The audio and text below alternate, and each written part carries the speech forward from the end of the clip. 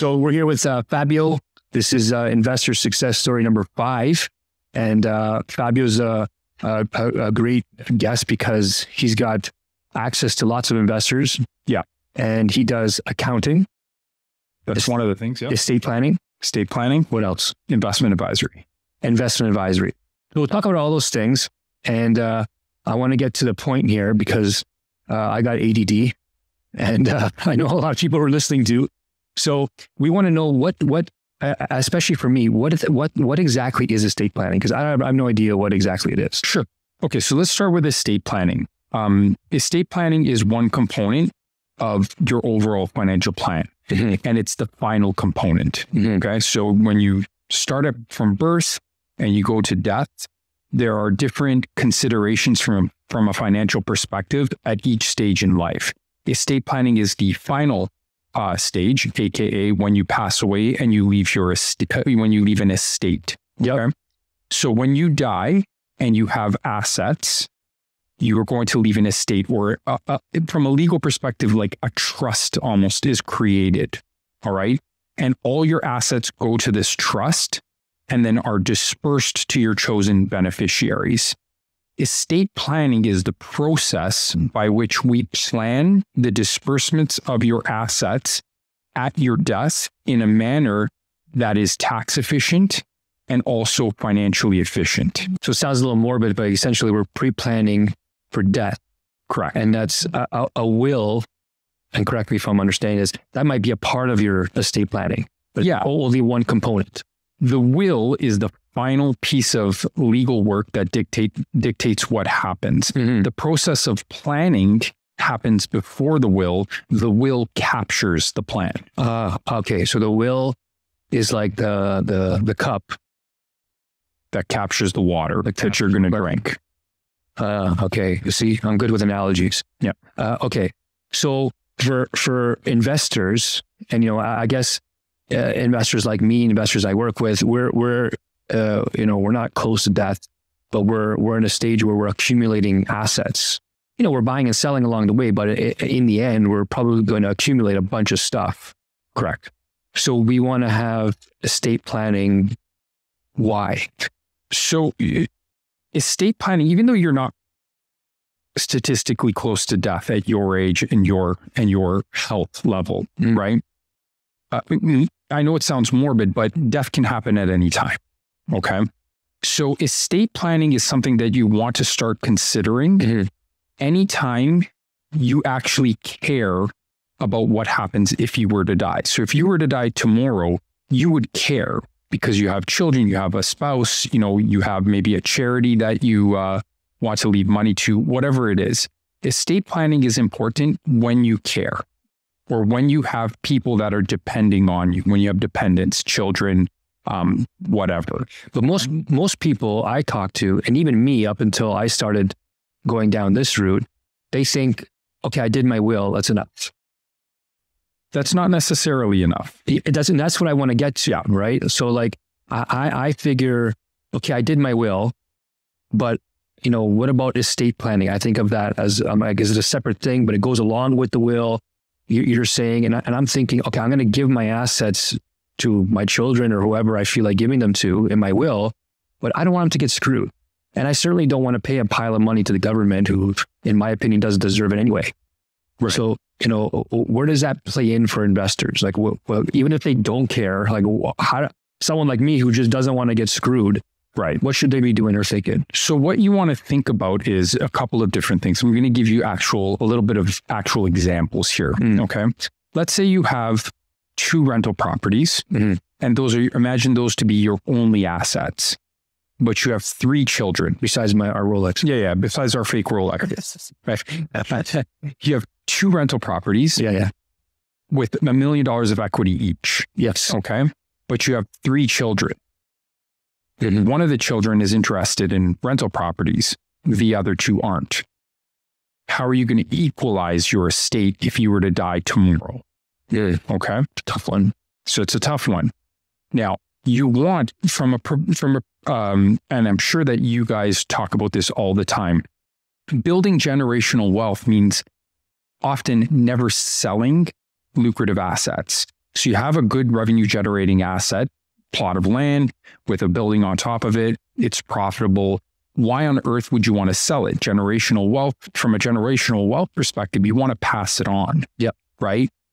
But there's going to be problems because you have children that don't want the asset. You have children that want the asset. They may fight over it. How are you going to equalize? Because you want to be fair amongst the children, okay, or amongst the beneficiaries. So that's one of the considerations that you want to be taking a look at. So you have a will, and maybe you have a simple will, and your will says, my assets just go equally to my children. Now you're going to have your children post-mortem fighting over these assets. Yeah, who sells what? Which one do you keep? Exactly. So the one that wants to keep the assets, if he or she wants to keep the assets, where's he or she going to get the money to pay out the others?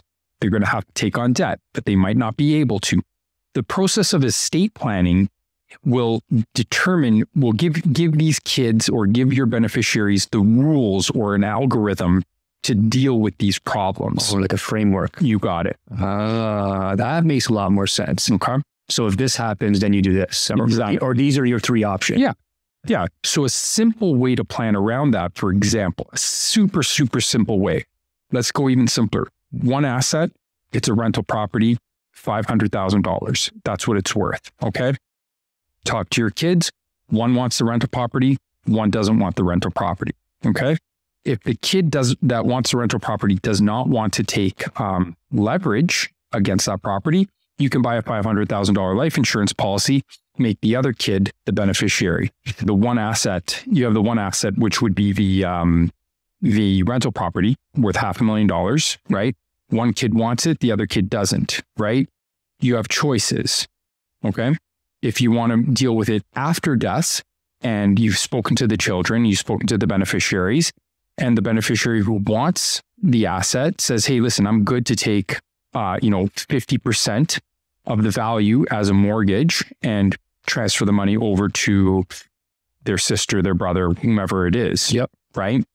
Then you come to the situation of how do you value the property? Okay, well, you get an independent appraiser, let's say. Mm-hmm. So you want to dictate, the process of planning is dictating how these things will be equalized, who gets what, so on and so forth. I think if I'm understanding it in layman's terms, you want to take as much guesswork as possible out of the situation and give them proper framework so no one's fighting or trying to kill each other. Exactly. And then there's a whole slew of considerations over and above this simple example that I gave you, right? Where's the money going to come from?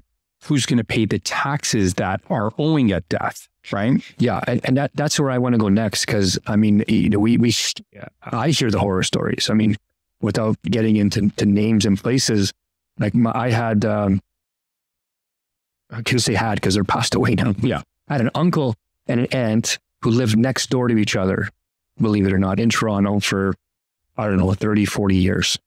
At some point they stopped talking to each other, for God's sake. And like it was my uncle's house was right next to Yonge Street. Like there's a plaza here facing Yonge, and then his house in the residential area, and then Gant was next door.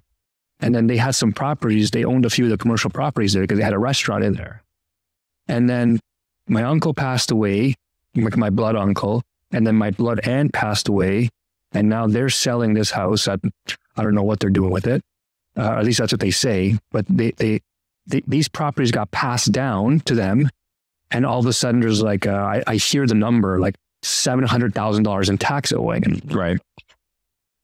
What are you guys doing? Like, you guys didn't know this was coming? Well, they didn't. So one of the concepts from a taxation perspective, to simplify it, and really this is all you really need to know if you're not an estate tax professional, Mm-hmm. right? When you pass away, that is the final chance that the government has to tax you. Mm. So what we have in terms of, let's say, real estate, specifically with real estate, one of the beautiful things about real estate is that it's a natural legal tax shelter. Now, what do I mean by that?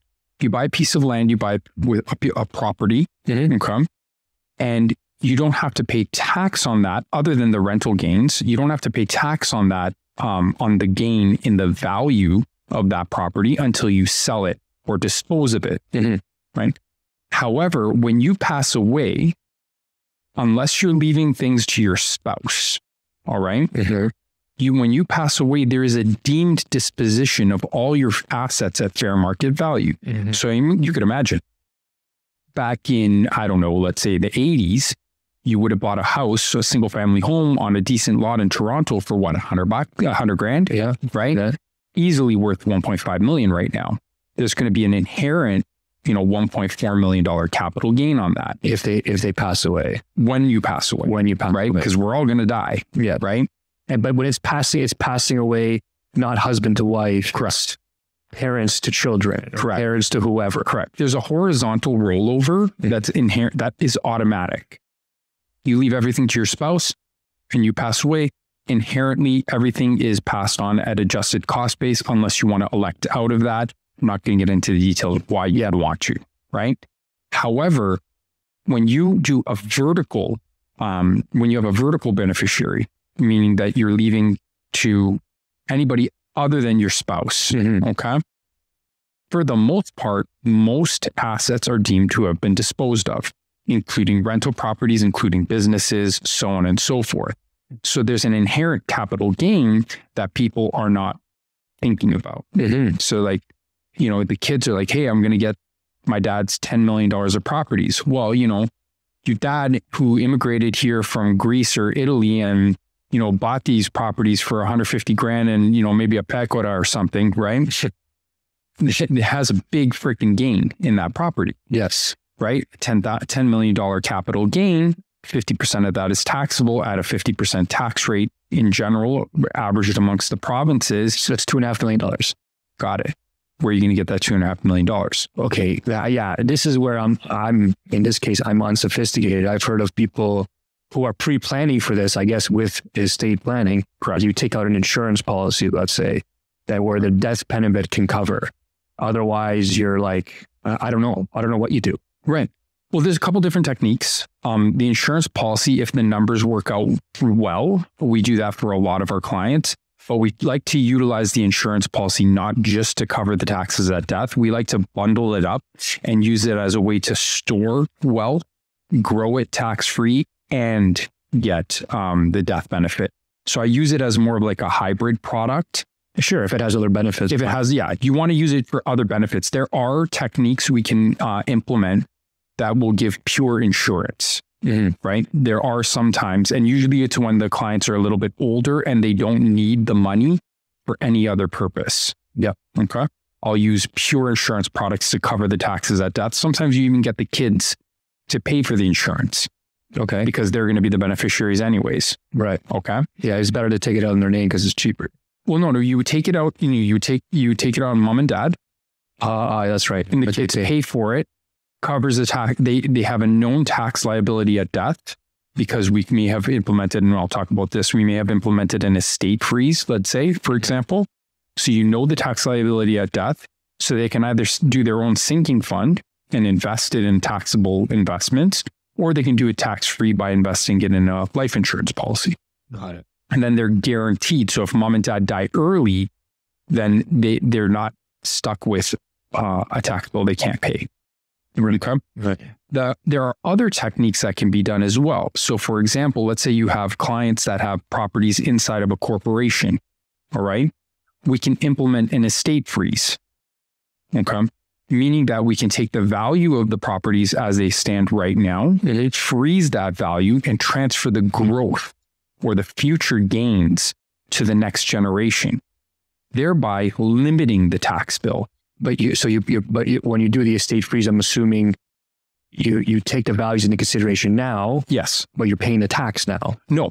Oh, no. We can do it on a tax deferred basis using certain provisions of the Income Tax Act, Section 85, Section 86. So it's deferred.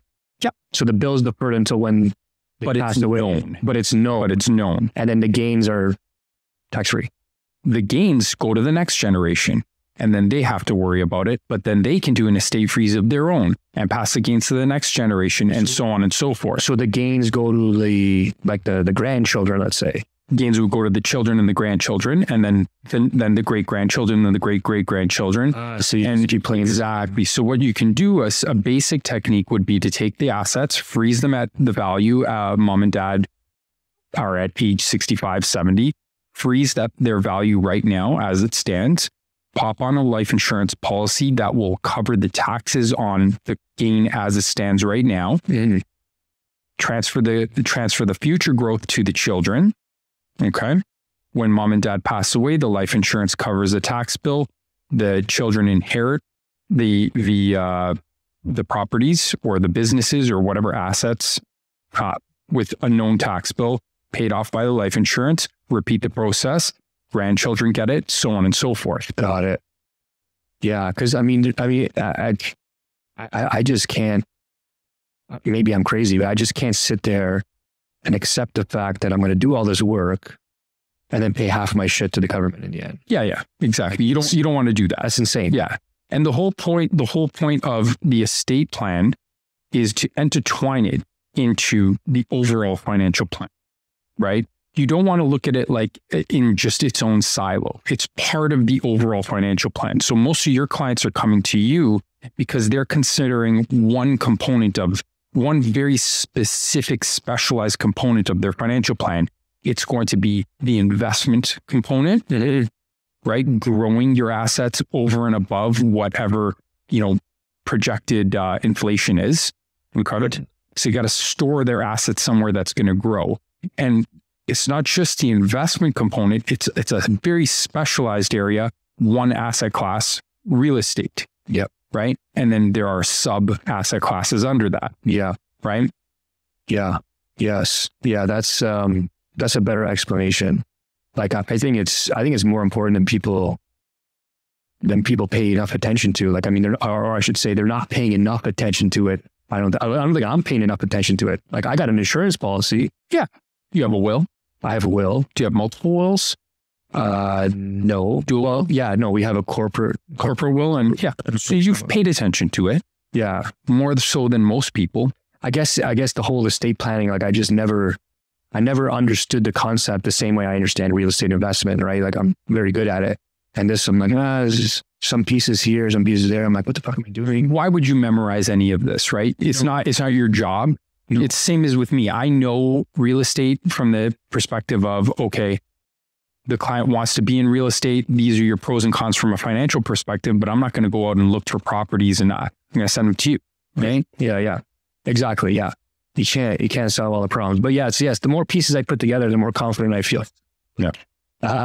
Now I guess this is a stupid question. The answer is probably no. I guess there's no way to avoid the tax. You just have to be clever enough or smart enough ahead of time to prepare for the tax. Yeah. So avoiding tax in Canada is legally impossible. You can never avoid tax. Now, there are theoretically, so for example, there are very small theoretical areas where we can completely avoid tax. So for example, let's say you've already paid tax on something, you sold a property, you paid tax, and you're left with money. And you're like, listen, I've got enough properties, right? You may be in your 50s, 60s, life insurance is expensive on you, but you want to leave a tax-free estate benefit to your children and grandchildren. Mm-hmm. You can implement cascading life insurance policies, which are one of the very few tax-free multi-generational estate gifts that you can give. So what we do is we set up a life insurance policy that you would own on the lives of your children or grandchildren. You can do that here? I thought only the US you could buy. No, you can do that here. Oh, yeah. Okay, good. So for example, even you want to look at it, we're skipping 4 generations of tax. Grandma and grandpa buy and own a life insurance policy with cash surrender value that pays a dividend on the life of grandchildren. They mark the policies as having contingent owners, meaning contingent on their death, the policy is gifted to their children, so mom and dad. Mm-hmm. So when grandma and grandpa die, it goes to mom and dad. Mom and dad can continue to fund the policy. The policy, if set up correctly, will grow at a tax-free year over year over year. Then when mom and dad die, the policy goes to the children. The children can continue to fund the policy, right? Mm-hmm. Then when they die, the death benefit goes tax-free to the great-grandchildren. You just skip 4 generations of tax. So this is a strategy that we often implement for families that have money on the outside of a corporation scot-free. Mm-hmm. Often happens in retirement when, real estate investors will have sold one of their properties that they weren't really interested in, always had a bad tenant. For whatever reason, they were like, I don't want to deal with it anymore. Sell it. They're left with $500,000 or $1 million. What do we do with this? We're never going to use it because our properties, CPP, OAS, and our RIFs are paying for our retirement. We're never going to use this money. They're not going to buy any Ferraris. They're just going to whatever. For whatever reason, they have money that they're never going to use. They want to leave it to the next generation in a tax efficient manner, but not only in a tax efficient manner, also in a very well protected manner, because gifts that are isolated from net family property in most provinces will be isolated and excluded in the division of net family property on a divorce. So they make sure that the assets are given to the next generation and stay with their children, not with the future ex-wife or the future ex-husband. Mm-hmm. Okay? Yeah, that's interesting. Yeah. And they can also control the asset after by making themselves the beneficiary, the irrevocable beneficiary. So you can gift it to the next generation, and the next generation can't cancel the policy or do anything with it because the parents, as long as they're alive, are the irrevocable beneficiaries. Got it. Okay, let's move on to something else here. From your perspective, and I'm curious on this perspective, you probably worked with God knows how many other real estate investors. From your interesting perspective, who do you see as the most successful ones? Now, it could be in terms of dollars and cents. It could be in terms of lifestyle. It could be in terms of a mix of both. Like, who do you see has got the best setup and why? So when it comes to real estate investing, it's very, very different from, let's say, the investments that I do for my clients. The investments that I do for my clients are very traditional investments, and they're passive investments. I'm going to buy bank stocks or whatever it is, life insurance policies. These are passive investments. You're giving me the money that you don't want to think about, and you're paying me to handle it for you. Real estate is a very different thing. It's a hybrid, in my opinion, between, so real estate, in my opinion, is actually a hybrid between running a business and having a passive investment, right? So it's a capital intensive type of a business. Now, from a tax perspective, it's not a business, it's an investment. But from a reality perspective, from an economic perspective, I look at it as a business, right? You can improve the property and improve your service to the client and generate more money, right? You can do things to generate more. It requires some work on your behalf.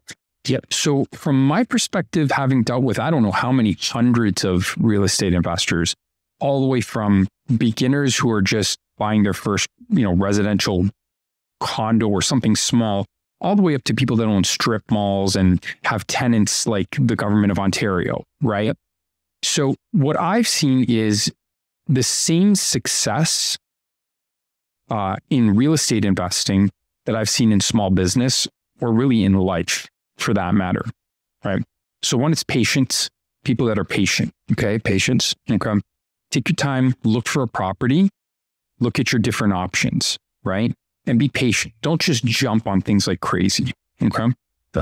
Number two, reasonable and educated use of leverage, okay? Mm-hmm. If a Schedule A bank is denying you from giving you a loan, okay, are you going to maybe a B lender? That's fine.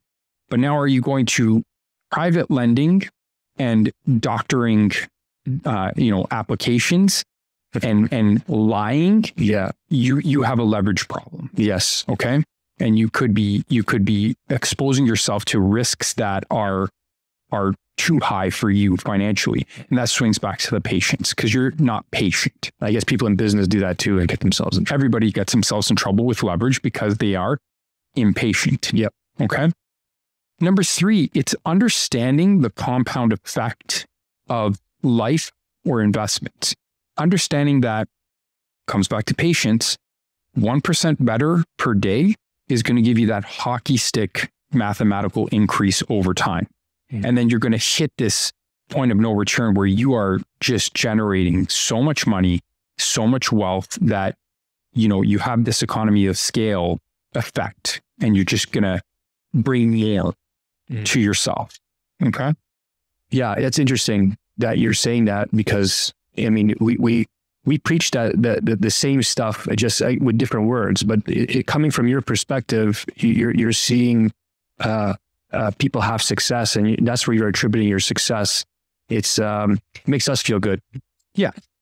That's the approach that I see that successful investors,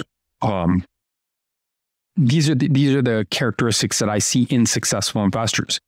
There is one more, and this is, in my opinion, the most important one. Yeah. It's associating yourself with people that are better than you. Yeah. Your network is your net worth. Yeah. I mean, we're big on that one too. I think some people, they have these qualities naturally, sometimes by accident, and sometimes you fall into them and you don't even know you have them. I mean, for us, we started accumulating, fast and furious.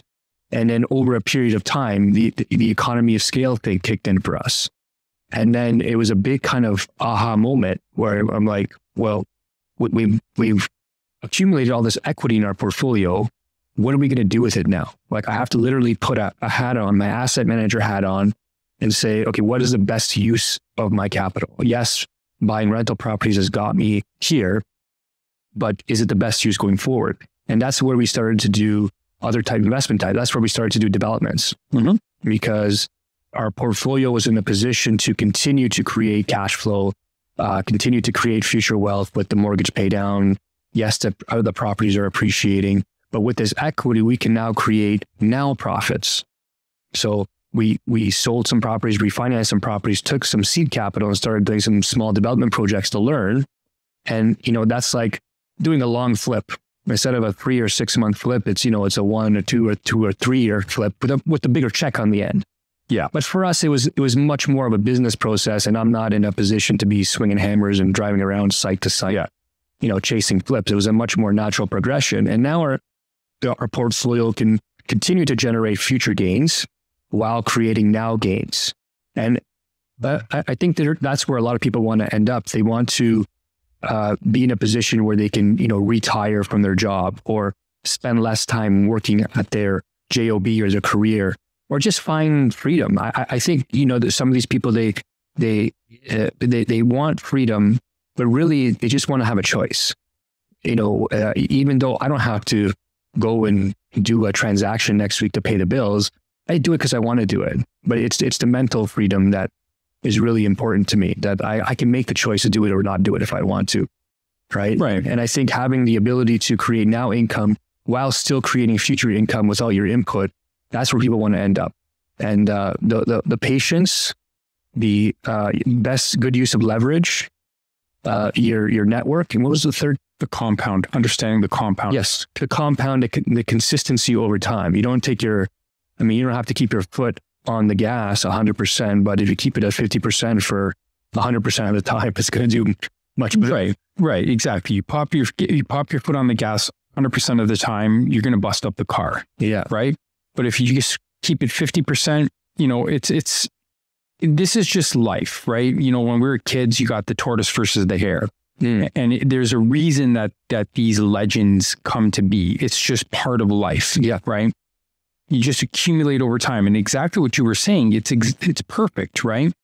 Because, you've built a good network, you're building yourself up, you're compounding your knowledge, you're compounding your wealth, and you're getting into something a little bit more complex. Yeah. And now you're basically running a business. This isn't, in my opinion, development. It's not investment in real estate. It's a business. Yes, it's a business inside of real estate, right? Right. And real estate happens to be the asset that is involved in the business, but you're taking something that has nothing and turning it into something. Yes. Right? Yeah, absolutely. No, that works. Okay. So let's talk about your business for a second. I want people to understand that. So, we just opened and we said you're an accountant. Obviously, you do estate planning.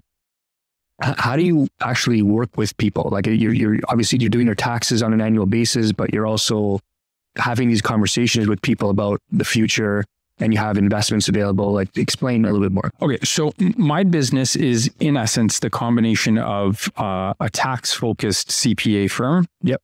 And a full service financial planning firm. So the CPA firm is your traditional tax planning, tax compliance for small business owners. And the financial planning firm focuses on, I'm IIROC licensed, meaning that I'm I can trade securities on your behalf. Yep. And I'm life insurance licensed, meaning that I can sell you a life insurance policy. Got it. So the combination of those two and traditional financial planning, coupled with more advanced tax planning than you would get, let's say, from your bank advisor or something like that, I think that's sort of the value add that we give. And the focus is 100% almost on small business owners or wealthy independent investors. Got it. Right. Yeah, I chuckled a little bit when you said taking advice from the person at the bank. That's kind of the last thing I would tell anyone to do.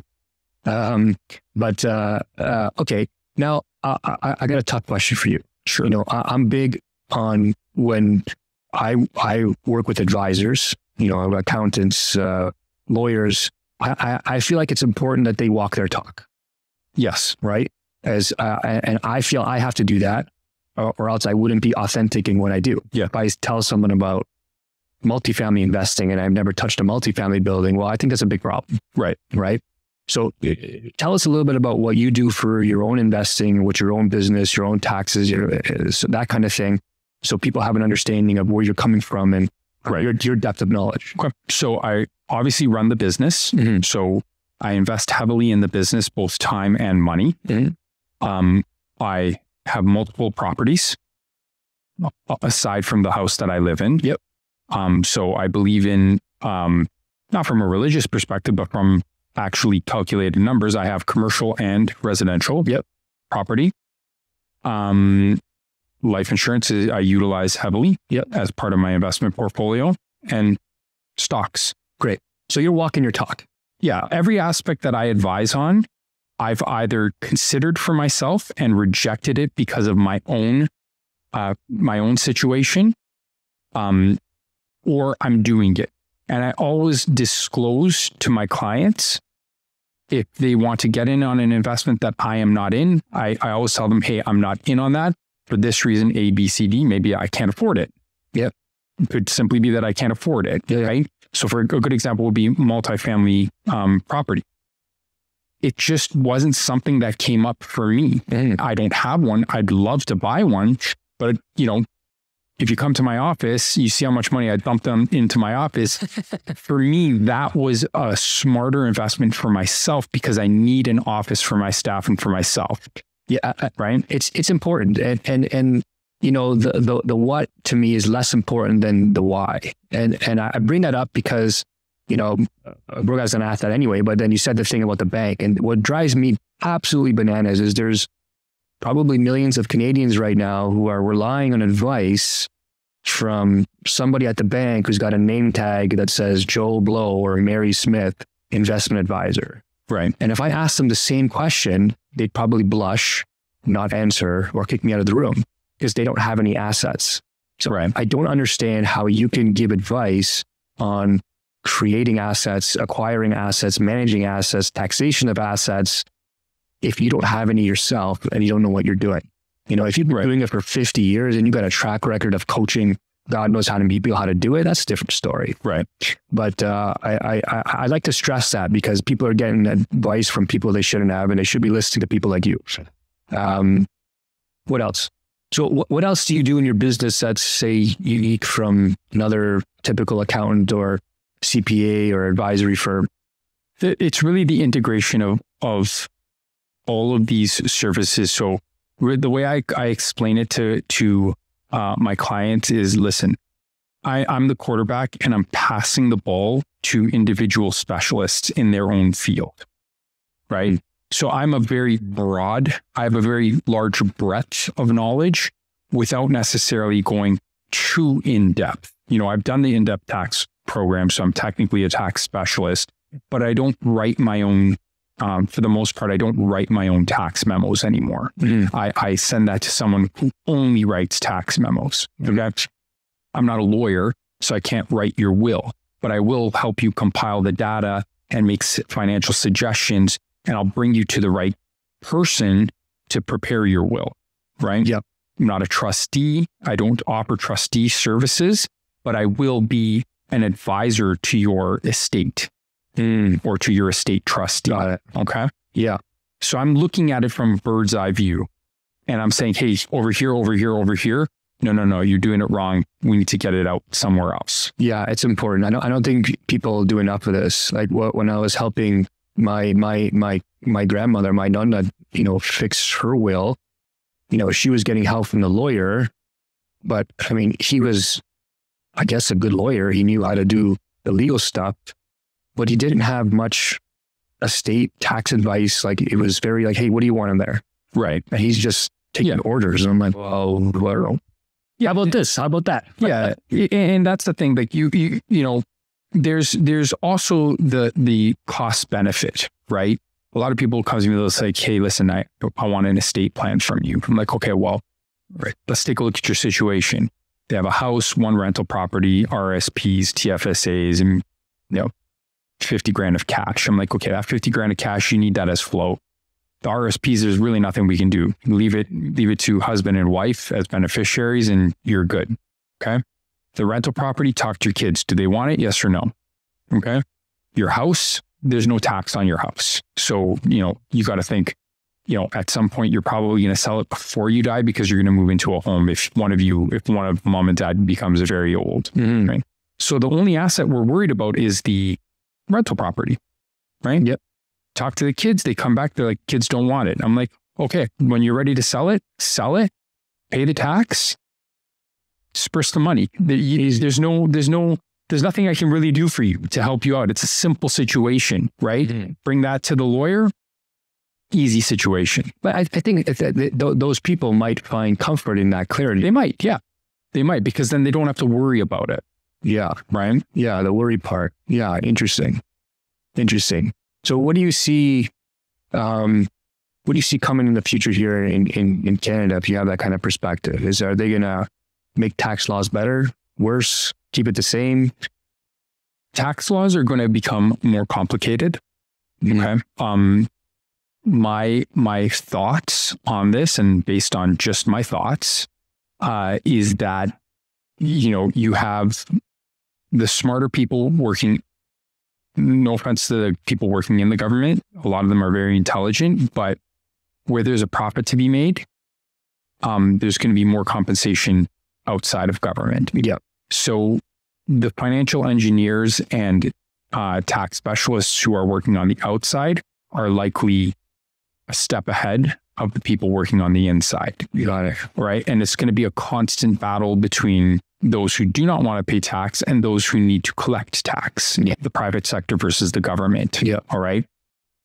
Tax laws in Canada are extremely complicated, right? Multifaceted, starting with legislation written in the Income Tax Act, followed by, jurisprudence or case law, where interpretation of the law passes through various levels of courts, followed by administrative practices of the Canada Revenue Agency, right? So it's a very multifaceted, complex situation area of the law, and it's not going to become simpler. It's you're going to see that they're going to layer complexities one on top of the other. Now, with the advent of AI, and big law firms, big accounting firms, having a budget for AI, they're inherently looking to improve the situation for the private sector. I think what's going to happen is they're going to make an investment in this, and they're going to figure out where the loopholes are, exploit those loopholes with different structures, which is going to force the government to rewrite law or to change administrative practice. Yep. Right. And the process is going to go on and on and on and on and become even more complicated.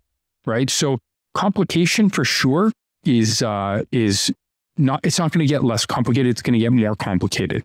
Therefore, if you are a real estate investor or an entrepreneur, or you have that sort of a situation, I think that getting in with someone like accountant who inherently has an interest in that and who deals with that a lot is going to be something that you're definitely going to want to do. Yep. Okay. So it's going to get more complicated. Yeah. It doesn't give me a bright picture for the future. But I guess this has been going on for 100 years anyway, right? And nothing's going to change. It's just going to become more complicated, and we're going to layer on more complications. It's like anything, right? You look at something crazy like, a freaking nuclear power plant. That didn't just come out of nothing. That came from, understanding electricity, understanding how it can be generated, understanding, nuclear power and blah, blah, blah. So it was just built one step, right? So it's going to be the same thing with taxation or with the financial innovation, right? I think in Canada for Canadians, I'm bullish on Canada. Okay. For all the problems that we have, I think that, being bullish on Canada is a smart thing to do. I think our institutions are strong. I think they're well funded. I think that we have, in comparison to other countries, a lower standard for or a lower tolerance for corruption, right? I've done business in the United States. I've done business in Mexico. I've done business in Europe, in various parts of Europe, and I'm very comfortable doing business in Canada. Yeah, I'm very confident in buying a piece of property and not having gangsters or the government take it away from me, right? Whereas I'm not necessarily confident in opening a business again in Mexico. Yeah, because it's run by gangsters. Yes, right. For nothing against Mexico, but it's well known that it's the government is extremely corrupt, and the people, not the people, excuse me, the gangsters are pretty powerful, right? Yeah. So I'm bullish on Canada. I'm bullish on Canada accepting immigrants and bringing in high quality immigrants with a bit of money and some good work ethic. They need a place to live. They need a place to bank. They need life insurance. They need to go grocery shopping. They need to do some clothing, buy some clothing. So, I'm bullish on the Canadian economy over the long run. Yeah. Yeah. It seems like in the short term, people are just generally not happy with the direction it's going. Me included. You just hope they figured out that, to keep the productive people in this country, you're going to have to, throw them a bone somewhere. Well, yeah, you can't tax them into the hole to the point where they say, listen, I have a better alternative in another place, right? Because if you're a neurosurgeon here, I know how much neurosurgeons make here versus a neurosurgeon in the States. I'm not really sure what they make. And the States is a very large place, and maybe it's different in New York and Mass. I don't know, right? Mm-hmm. But if I'm a neurosurgeon and I'm doing the same surgery here or in Boston, and in Boston I'm offered 3 times as much net in my pocket after tax, I'm going to seriously consider leaving. Yeah, you would factor in lifestyle, but Boston versus Toronto, like how much different is it going to be?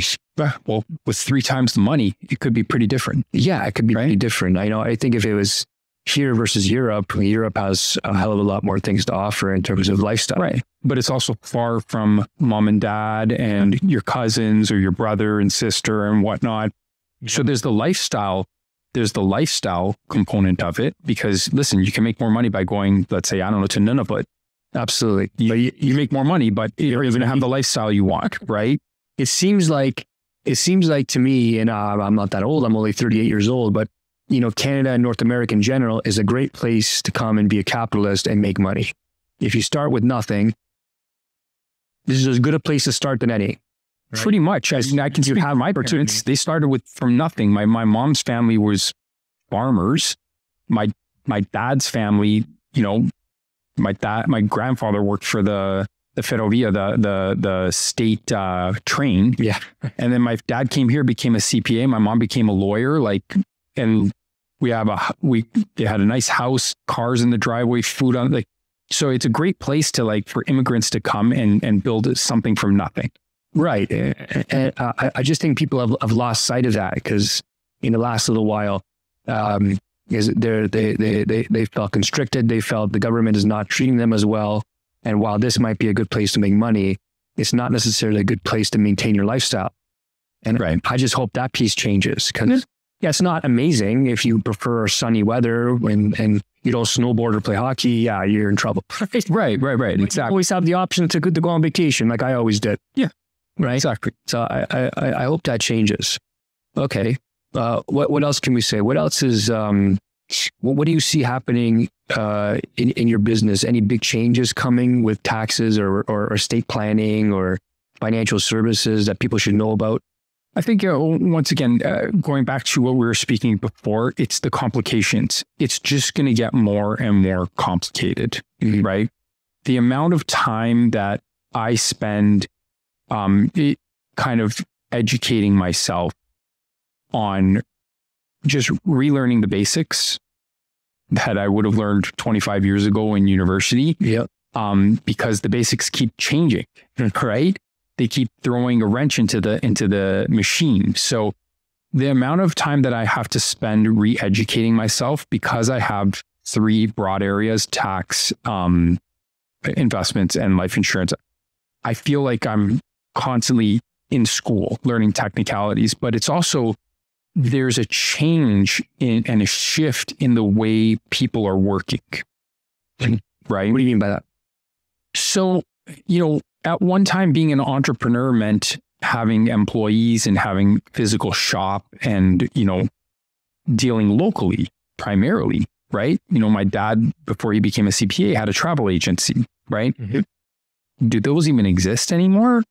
Not really. You know what I'm saying? Very So few. the nature of work has changed in the sense that, you could be setting yourself up here in your head and running an international business with no employees or contractors working for you from the Philippines and Europe. And so, and I have relationships with clients that I've never physically met. I just met them over Zoom, and I've landed some of my biggest deals with clients that I never physically met over Zoom, right? Yep. So the nature of work is changing. The nature of business is changing. And what I'm starting to get, and maybe it's because I'm possibly known for it, is I'm starting to get a lot of independent people who run small businesses with very little overhead, but huge amounts of profit because they're just very tech savvy and they're good people. They have good people skills. So I think moving forward, the changes that I'm seeing, at least in my practice, is innovation, technology changes, increasing complications, but more of a focus on service-based industries and independent, quickly moving service-based consultants. Okay. So that was an interesting conversation. I think the most important part about that for the real estate investors who are listening was about the estate planning and why it's important. I think it's a subject that's not covered enough. And I think it was really interesting what you're saying about sort of the future of tax planning and that there's just simply more complexity coming and you got to stay on top of it. Right. Yeah. All right. So if someone's a real estate investor and they're trying to get a handle on this, what do you think their next step should be? Should they talk to someone like you? And if so, how do they reach you? Like, what do you think their next step is? Sure. So for real estate investors, I think that the thing that they need to do is they need to make sure that they have a good lawyer for sure and a good accountant in their back pocket. That's the first thing. Yep. Do they necessarily need someone like me who's going to look at the entire picture? If they're at the beginning, no, they don't necessarily need someone like me. But as complexity has increased, you have multiple properties, multiple children, you're getting a little bit older, you have money on the side. As complexities increase, they have to sit back and reassess who their advisors are. So every like 5 years or every time like you start adding more complexity to the mix, you have to say, okay, listen, am I just getting a tax return done? Or do I need something more than that? Do I need a consultation, right? So a person like me, you might not want to switch over to me as your accountant, or you might not need me as your investment advisor, or you might not need me to do an estate, like a life insurance policy, because you already have these things, but you want to tie it together. You may want to hire a person like me to put together an overall plan for you, right? When you hit that level of complexity. And what would you call it? Like an estate plan? That would be just sort of, I call it a financial consultation, right? Some people call it a financial plan, but it's not really a financial plan. I'm not sitting there and saying, oh, you need to make this allocation to bonds and this allocation to, whatever. So if we were putting that into layman's terms, I would say that like you might have lawyers, accountants, all these different advisors. Right. But if you yourself as an individual don't know how to direct them and what the next step is, you need to upgrade the brain there, add more info, add more next steps. You need to talk to someone like Fabio to upgrade the program so you can update your advisors. Exactly. So you actually can eliminate the noise and not worry about things that you don't need to worry about and focus on what actually needs to be done. Because you might come in, I take a comprehensive look at your situation, and I have I only have 3 recommendations. Fire your lawyer. Here's a new one, right? Or you need 2 wills instead of 1 will. Talk to this lawyer. Or, you need an estate freeze. Talk to this specialist, blah, blah, blah, whatever it is. But you want someone who maybe has no bias for any one individual service. That's a good point. Because I'm going to make money on you regardless. Yeah. I don't care if you want a life insurance policy, RSPs managed, buy a rental property, I charge you a fee, right? So I'm going to make money regardless. I don't care what it is you want to do. I'm going to try to do what's best for you and your situation and your family. Yeah, that's really important. I think that's really important. I think a lot of people would benefit from something like that. So how do people get a hold of you if they want to reach out to you? Normally I would say go to our website and fill out the sort of new client inquiry section, but we are redoing our website, so it's a placeholder right now. The best way to get in touch with me would to send an email to info@campanellagroup.com requesting additional information. Okay, we'll put that in the description, info@campanellagroup.com. Okay, I got something for you before we go. All right.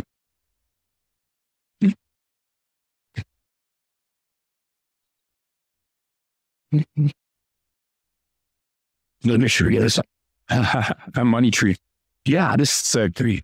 Perfect. I heard you got a new office. Got a new office. I'm going to pop it right behind my behind my desk. So I think let's get something Fabio can look at for the next 20 years and remembering us. And hopefully it'll grow. Hopefully it'll grow and not go bankrupt, right? Yeah. I made a joke to the flower girl. Yeah. I'm like, how much is this thing? It's not expensive, right? Yeah, money tree. But I'm like, well, for that kind of money, it didn't better print me, But small gift to you for coming. Water it and make sure it goes in the office and make sure you make lots of money. Awesome, brother. Thanks, Fabio. Thanks for having me.